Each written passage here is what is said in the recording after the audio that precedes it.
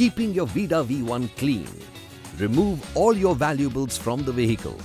Ensure the charger is kept inside the front luggage space or is completely removed. The traction battery compartment should be properly locked. Empty the backside luggage space and then close it properly.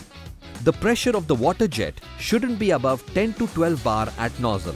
Wash only the outer space of your VIDA V1 to remove dust or debris.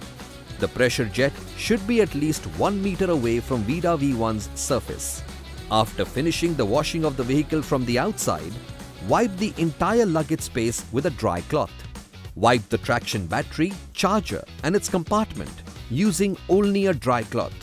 Handle the battery contact points with care and do not wash these three components under any circumstances, whether they are fitted in the vehicle or not.